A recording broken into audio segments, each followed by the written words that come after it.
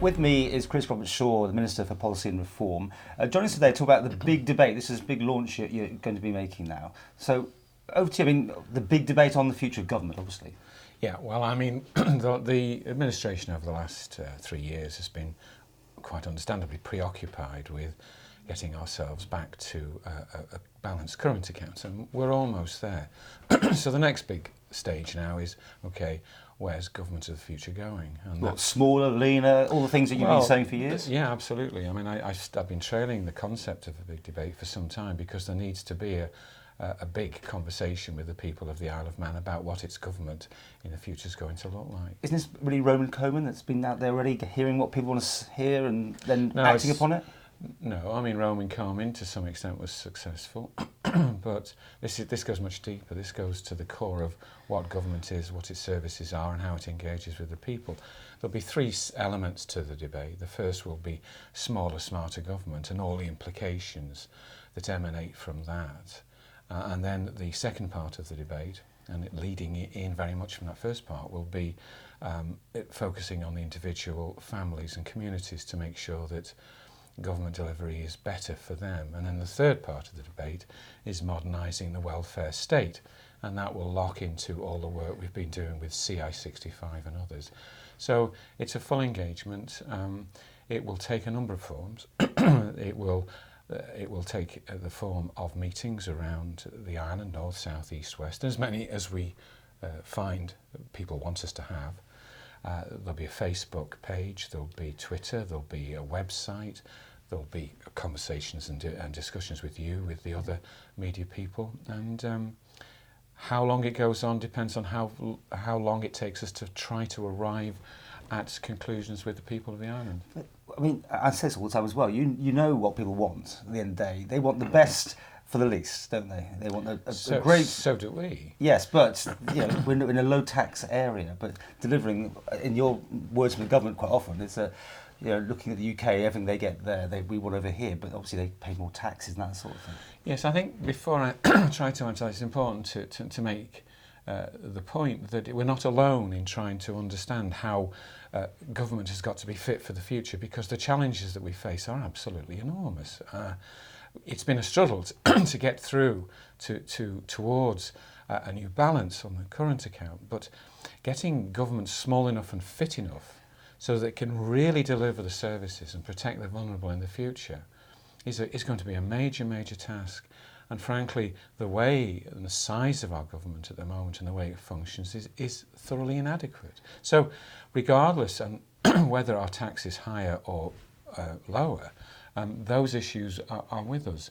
But obviously, as you say, and as I've said many times, the fact that we are a competitive tax jurisdiction plays a role in all of this. How do we make sure that we can stay a competitive tax jurisdiction, a successful economy, and yet really deliver services that people want in the way they want them? It falls on your head as the enforcer, does it? This is this title that you've got of remodelling things. I mean, when you were with health and social security sort of thing, or social security, and having all this means testing, that was a start of this sort of thing, wasn't it? Well, rather than a forcer, I think it's possibly better to say a focus, because up to now government has been a siloed organisation. Sir John Elvidge, in an article for the Carnegie Trust UK, entitled "The Enabling State," because this issue is going on everywhere. Sir John is a constitutional expert for the UK, and he says the trouble with government is it likes to deliver services vertically, but people need them horizontally. In other words, people want to be seen and recognised for themselves in a holistic way. And that's the challenge that we've got. So it's not about enforcement, it's about the centre, the new centre, the cabinet, helping to ensure that government as a whole embraces this. And there is a growing desire in government for this to happen. We recently had Have You Say questionnaire out to all staff in government, and even government staff are frustrated with their inability to engage with people, to measure outcomes for people in the way that they want. Because you said yourself, the silo mentality is still going on in government, is it? people are not talking to other departments, and it's been on the news they, recently about that sort of thing. And indeed. Peel, the dredging going on, and people aren't talking between departments. So it's your job to try and break through that. With others, yes. I mean, there's a growing recognition through the Chief Officers Group, through and other senior officers, the politicians themselves, that we need to change. But we're not going to suddenly come out with a set of solutions. What we have to do is identify the issues and engage with people so that there's an understanding of what it is that we're trying to do, okay. and that other people can contribute. So this big debate, you're going to go around the Isle of Man. Yep. This is not the whole of Comyn then, it'll just be you and some others, will it? A few people listening to the public? In different parts. I mean, the second part, the issue about communities and individuals, will be very much as well talking to the local authorities, because they will be partners in this and we need to engage with them. So in that respect, myself, Phil Gorn and Richard Ronan are going out to talk to the local authorities. As far as the main debate with the individual elector, it'll be myself, and Eddie Tier will be with me for much of the time as well, because he'll be leading on the modernising the welfare state element of the debate. How long it lasts depends on how well we do. It's a brand new concept, this. We go into it hopeful that it'll work, but we'll have to wait and see. Are you asking people for ideas, or just their input into how you're doing, or what? What we want to do is explain the issues that we face in order that their government in the future is fit for purpose, and get a response to that from them.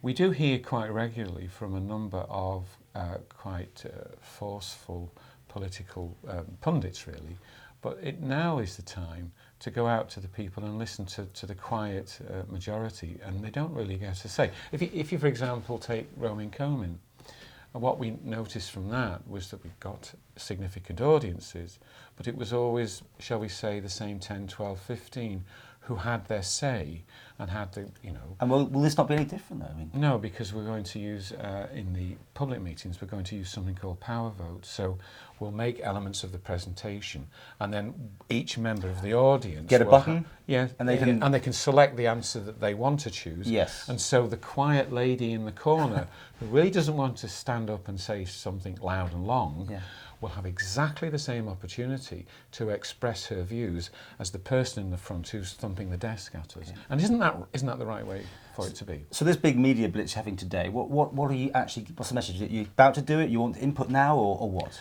No, what we want to do is start to make people aware that the big debate is starting, and that the first element of the big debate will be focusing on how we make government smaller and smarter, and the implications of that, how it will impact on people's lives, how it may impact, and what people think of that, and give us their response. And how do they do that? They pick up the phone to you, or they email you, or what? It will email, we'll respond to emails, Facebook, Twitter.